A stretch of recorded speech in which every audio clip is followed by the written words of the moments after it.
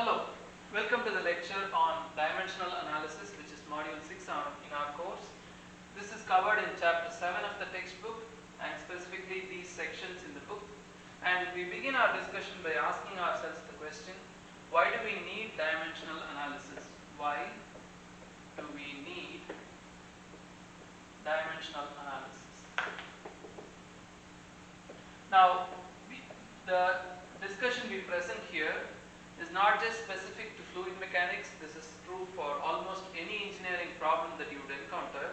So this is something that transcends not just this course, but it transcends into all of engineering really, or even physics. So first of all, why do we need dimensional analysis? Suppose you have an engineering problem, like for example you have a pipe flow. Let's say the flow rate, volumetric flow rate through the pipe is Q, and you are focusing your attention over a certain section of the pipe whose length is L, okay, and the diameter of the pipe is D, okay, and you are interested in knowing what is the relationship between the pressure drop between sections 1 and 2. Let's say I call it P2 minus P1 or delta P. I want to know the relationship between the pressure drop across the section to the parameters that govern the flow. This pressure drop is a function of the flow rate that is going through. It is a function of the length or the distance between the two cross sections. It is also dependent on the diameter, and it is dependent on the nature of the fluid or its viscosity. How do I know that it is a function of Q, L, D and mu, where Q is volumetric flow rate,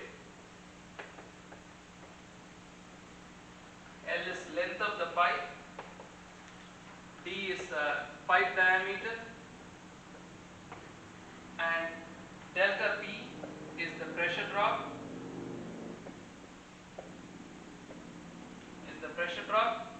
and I have the fluid itself, mu being the dynamic viscosity of the fluid. How do I know that it is a function of all these? Let's say I am not doing any theoretical analysis. Let's say I am just an experimentalist who is probing without any assumptions that if I send in, let's say for example, what is the pressure drop when I send in 1 gallon per minute of flow, 10 gallons per minute, 5 gallons per minute, 2 gallons per minute. I am just doing an experiment, changing the flow rate while keeping everything else fixed and measuring what is the pressure drop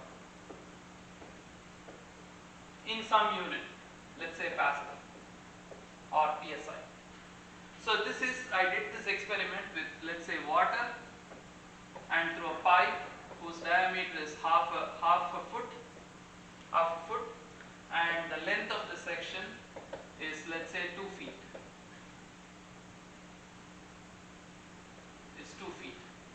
So once I say it is water, the viscosity is known.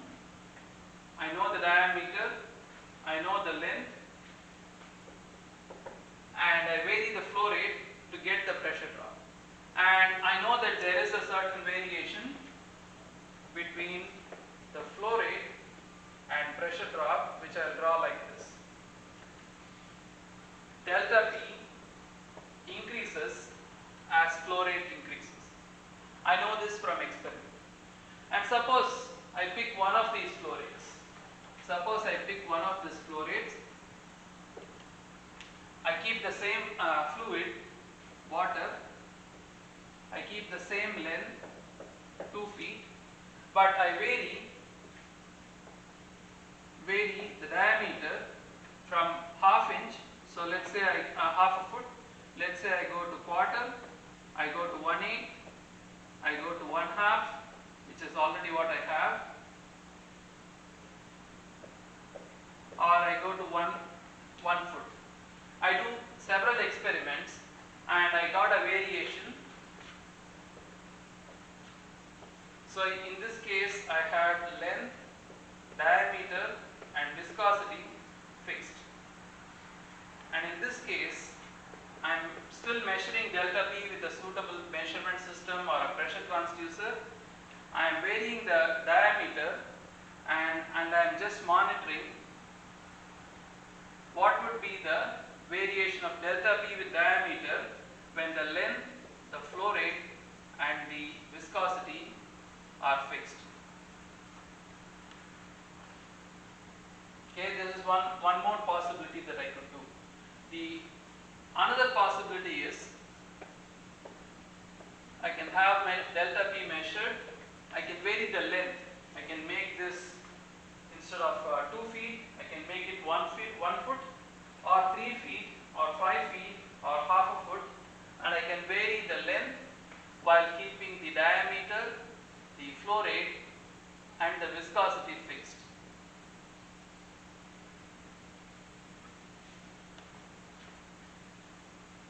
Okay, you have 4 parameters. By keeping 3 fixed, you are varying 1 and you are seeing how is delta P changing. Okay, there is still one more parameter that you could change, which is keep everything fixed. Instead of flowing water, let's say you flow glycerine, or instead of flowing water you flow honey, or instead of flowing water you flow gasoline. So you can change viscosity. That would be the 4th variation, where you have viscosity and you have delta P, and as viscosity increases, your delta P also increases while keeping the diameter, flow rate and length fixed. Okay, so you are an experimenter. You did these 4 trials or 4 different sets of experiments, and in each experiment, let's say you acquired 10 data points. You had 10 values of flow rate that you studied while keeping these 3 fixed. You studied 10 values of diameter, even though it's unrealistically high. Like you can't have like 10 different pipe sizes lying around usually, but let's just assume you do 10, and then here again you do 10, and then here you studied 10 different fluids. So now you want to know, or you want to understand, what is the functional dependence of the pressure drop between 2 sections on these 4 variables. You ended up doing 10, 10, 10 and 10.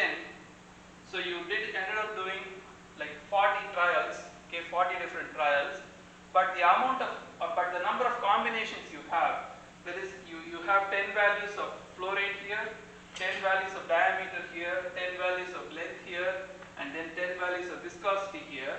You really have 10 power 4 combinations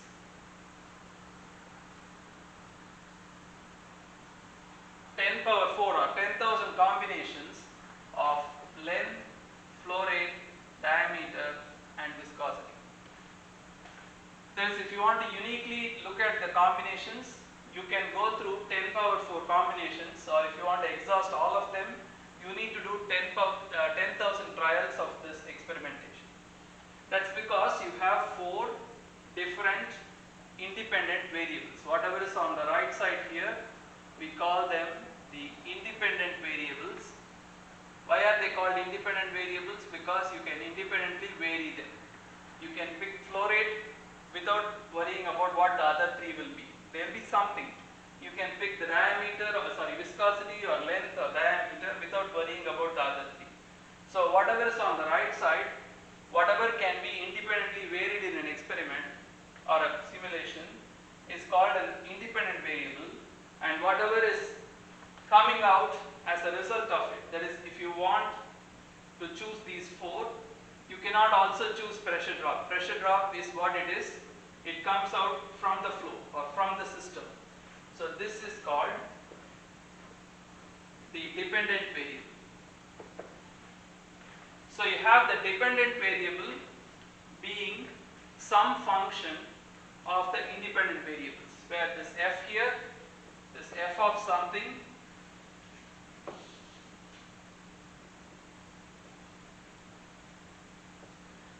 is an unknown function. At this moment it's unknown. It's usually determined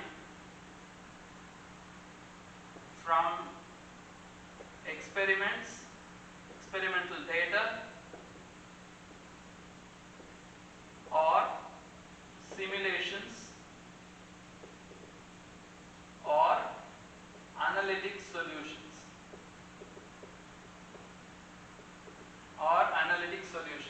It's determined somehow. Okay. So to summarize,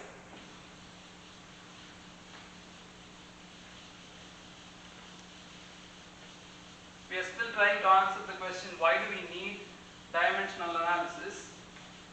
And I'm just going to retain whatever is essential moving forward.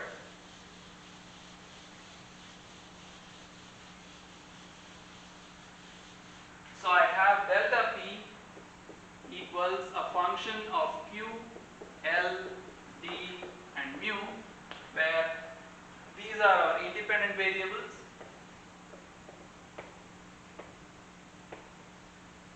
and this is a function to be determined from experiment or simulation or analysis, and this is our dependent variable. Okay, if you had, let's say, n number of dependent variables, the number of experiments that you need to do scales up to the power n. That is, if you try to do 10 data points per variable, it quickly becomes a very large number, and doing, for example, 10,000 trials takes up a lot of time and resources. We want to, our goal, why do we need dimensional analysis? Here is the answer. We want to do dimensional analysis so that we want to see if we can reduce 4 or n number of independent variables to fewer number of independent variables. Like we want to go from n to something less than n. How many dimensionless groups result from 4? We'll find out in a second. But our goal always is to reduce the number of,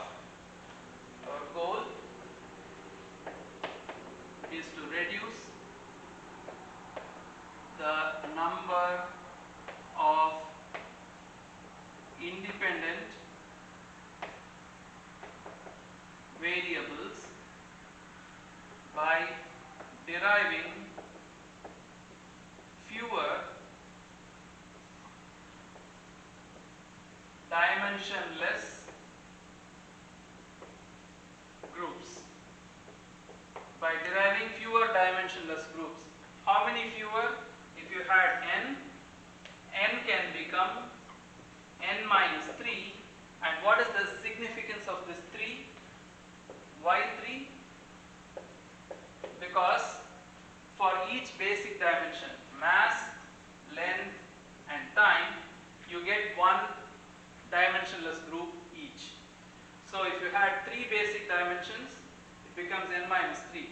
Suppose you are dealing with a problem that also involves temperature, for example. So you would have a 4th basic variable. If it were m, L, time and temperature, then you would have 4. Then it becomes n minus 4 and so on. If you had 5 basic variables, it becomes n minus 5. But right now, we have a fluid mechanics problem with 4 independent variables, mass, length and time. We should be able to derive 3 dimensionless groups, making this n4 minus 3 or one dimensionless group. Okay, and we'll see how we are going to do that.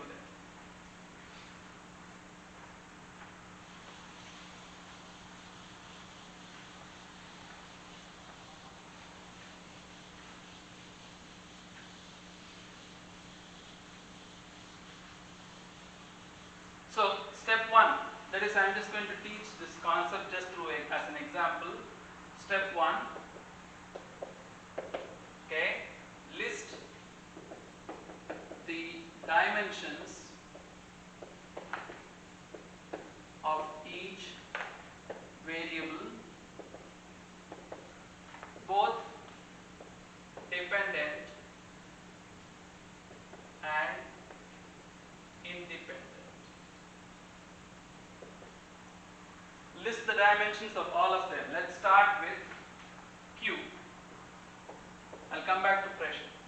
Q is volume per time, making its dimension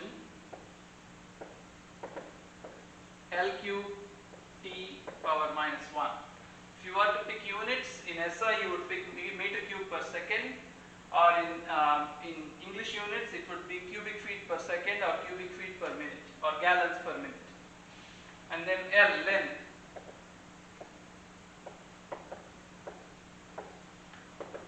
L. I'm just using L for the dimension of length, and also L here is length of pipe, that's also L. Okay? And then diameter,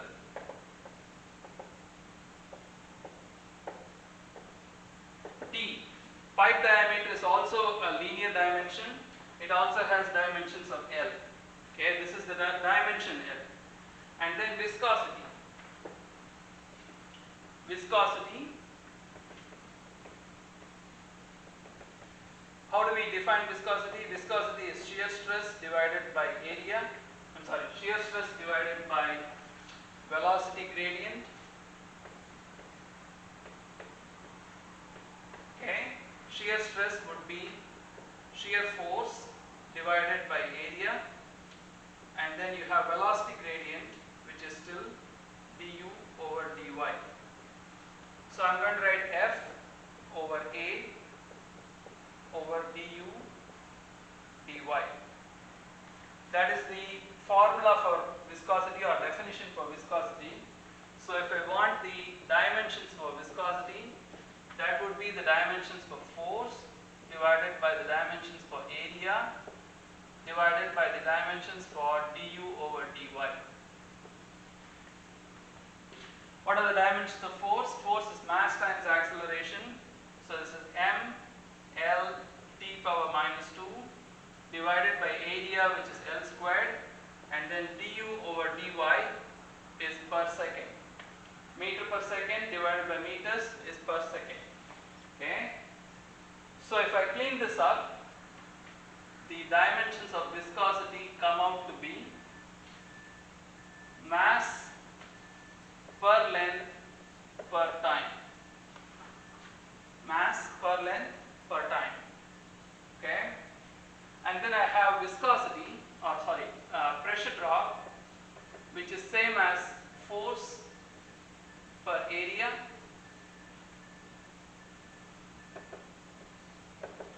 which is, I just did that, that would be m L inverse T to the minus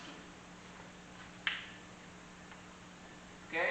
So step 1, list the dimensions of all the variables involved. Okay, all the variables Q, L, D, mu and delta P. Okay. Now step 2. Step 2, pick from among the independent variables.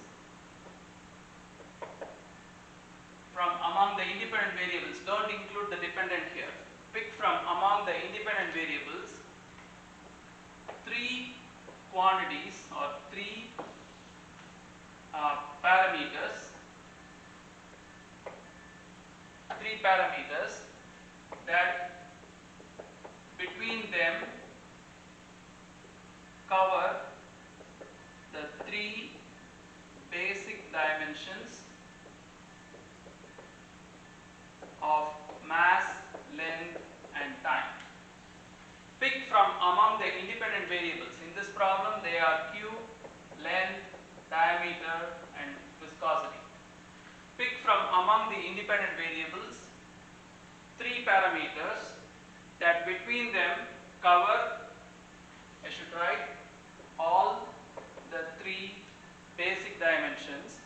Okay, they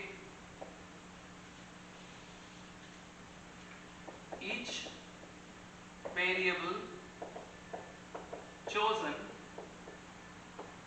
must cover at least one basic dimension.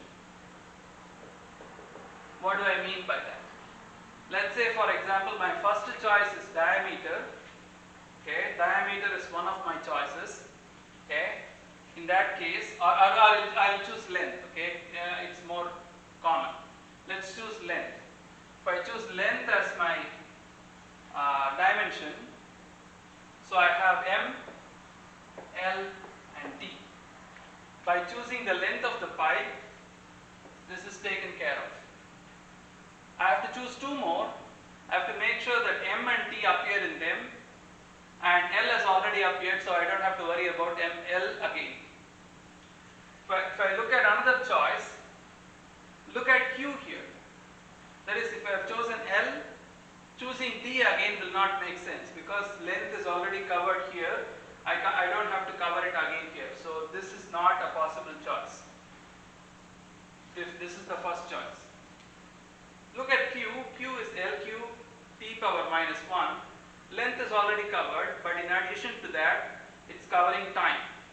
So I'll choose Q as my second parameter. L is already covered.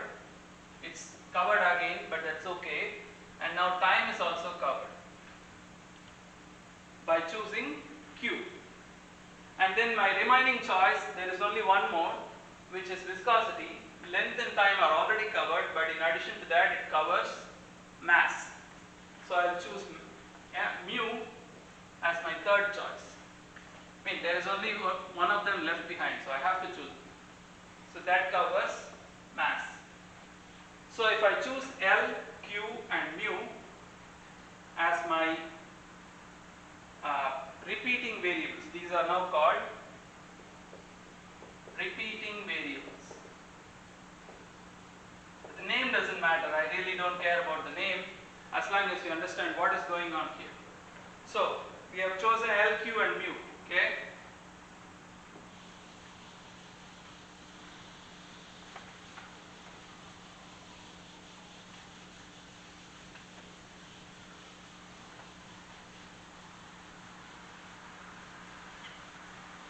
What we are going to do is strike out L, Q and mu from here. I have the remaining two variables listed here. I'm going to write delta P divided by